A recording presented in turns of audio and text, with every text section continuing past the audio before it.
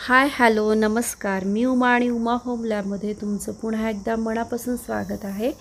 या ठिकाणी आज आपण एक रेसिपी पाहणार आहोत जी की भन्नाट आहे. रस्सा अतिशय टेस्टी लागतो आणि तो अंड्याचा आहे. नॉनव्हेजला ऑप्शन उत्तम आहे, म्हणजे कधी सुट्टीचं करायचं झालं तर. आणि याची कन्सिस्टन्सी तुम्ही बघू शकता. लहानांपासून मोठ्यांना सगळ्यांनाच आवडेल अशी आहे. झटपट होणारी आहे आणि अतिशय सिंपल आहे. खूप तामझाम नाही, खूप काही वेगळं तुम्हाला याच्यामध्ये काहीही टाकण्याची गरज नाही.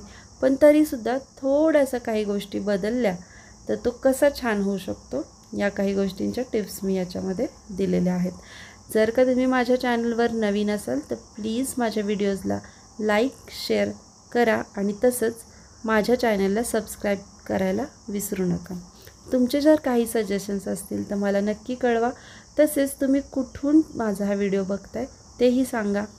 स्टे कनेक्ट आणि व्हिडिओ शेवटपर्यंत नक्की बघा, म्हणजे तुम्हाला सर्व गोष्टी लक्षात येतील. तर यामध्ये तुम्ही बघू शकता हा जो रस्सा आहे याची कन्सिस्टन्सी किती चांगली आहे. म्हणजे खूप घट्ट पण नाही आणि खूप पातळही नाही आहे. हे तुम्ही भाकरी चपाती तसंच भातासोबतसुद्धा सर्व करू शकता. तर आपण आपल्या आता रेसिपीकडे वळूयात. मी या ठिकाणी काही अंडी उकडवून घेतलेली आहेत. तुम्हाला किती हवीत तसे तुम्ही अंडी या ठिकाणी उकडवून घ्यायची आहेत. तर इथे बघा, मी हा जो कांदा आहे ना, तो कांदा मी वेगळ्या पद्धतीनं भाजला आहे. एक साधारण 2 कांदे गॅसवर भाजलेत. मिरची घेतली हिरवी आणि टोमॅटो घेतलेलं एक. आणि इथे बघा अंडेही उकडवून घेतलेली आहेत. तर गॅसवरती एक मी कढई ठेवलेली आहे. त्याच्यामध्ये साधारण 1.5 ते 2 पळ्या मी तेल ओतून घेत आहे. तेल मी खूप वापरत नाही आहे, तरी देखील बघा याला तर्री खूप चांगली येणार आहे. तेल थोडंसं गरम झालं की आपल्याला इतर जिन्नस जे आहेत ते याच्यामध्ये टाकायचे. तर मी इथं आलं लसूण आणि खोबऱ्याची पेस्टसुद्धा करून घेतलेली होती. तर आता जे मी तुम्हाला कांदा टोमॅटो आणि हिरवी मिरची दाखवली याचं मी वाटण करून घेणार आहे. आता हे वाटण बघा साधारणतः 3-4 चमचे झालेलं आहे. तर हे वाटण सगळं मी परत एकदा तेलामध्ये छान असं भाजून घेणार आहे. आता याच्यामध्ये होतं काय काय, टोमॅटो होतं एक, 2 मध्यम आकाराचे कांदे होते आणि 2 हिरव्या मिरच्या होत्या. आणि हे कांदे बघा मी कसे भाजलेत, तर मी डायरेक्ट गॅसवरती भाजलेले आहेत. त्याच्यामुळं भाजीला छान स्मोकी फ्लेवर येतो. त्यामुळं ना कांदा चिरायला लागत नाही ना काही नाही. डायरेक्ट त्याच्यावरचं साल काढून आपण गॅसवरती एखाद्या जाळीवरती ठेवून भाजू शकतो. तसंच बघा या ठिकाणी मी खोबरं लसूण आणि आल्याची ही पेस्ट केलेली आहे. साधारण 2 चमचे आहे ही.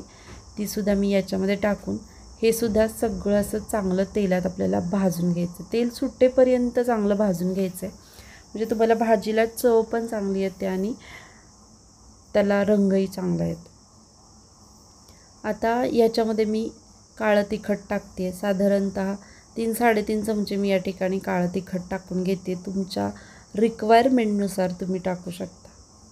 आता अंड्याच्या रश्श्याला कशी चव नसते, म्हणजे काय की तो रस्साच असतो ना, आपण नंतर अंडी शिजवून त्याच्यामध्ये टाकतो. त्यामुळे कसा तो चांगला होईल याकडं आपल्याला लक्ष देणं गरजेचं आहे. तर इथं साधारण पाऊण चमचा मी हळद टाकून घेतलेली आहे. आता बघा हे कसं घट्ट झालं, याला तेल पण सुटले आणि चांगला भाजलेला आहे हा मसाला.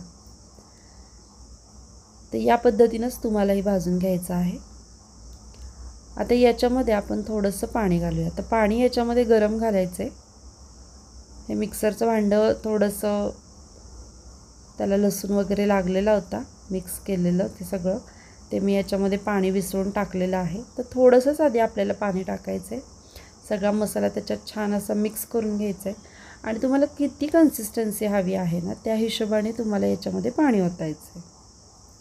पाणी नेहमी कोमट ओतायचं, गरम ओतायचं, म्हणजे काय होतं त्याच्यामुळे तुमच्या भाजीला रंग चांगला येतो, तसंच भाजी चवीलाही चांगली लागते. ह्याच महत्त्वाच्या ट्रिक्स आहेत. कांदा कसा भाजला, त्याच्यामध्ये हिरवी मिरची टाकली.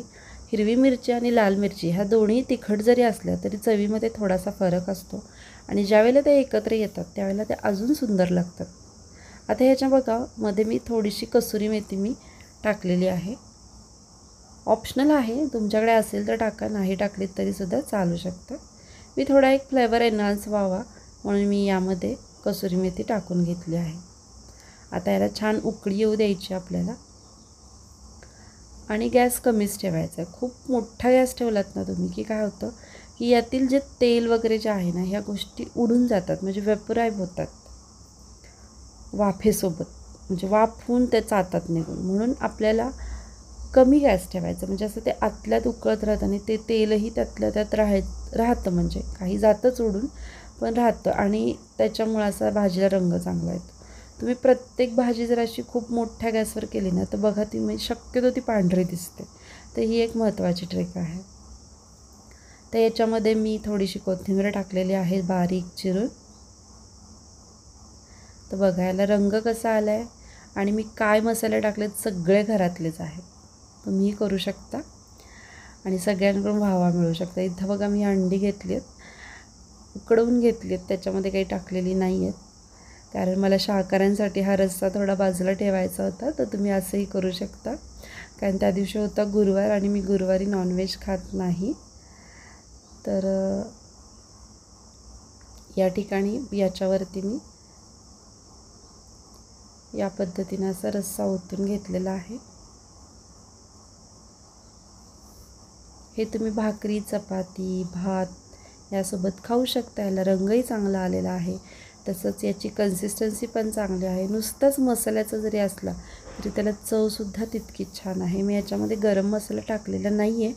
उन्हाळ्याचे दिवस आहेत, ॲक्च्युली अंडं हे उष्णच असतं, पण तरी देखील अजून थोडंसं कमी हीट व्हावी म्हणून मी त्याच्यामध्ये मसाले वगैरे वापरले नाहीत. याच गोष्टींमध्ये मी या गोष्टी करण्याचा प्रयत्न केलेला आहे आणि रस्सा खरंच उत्तम झालेला होता. तुम्ही नक्की या पद्धतीने करून बघा. आय होप तुम्हाला आवडेल. तुम्ही हा व्हिडिओ शेवटपर्यंत बघताय त्याबद्दल मी तुमची खूप आभारी आहे. परत भेटूया अशाच एका व्हिडिओसोबत. तोपर्यंत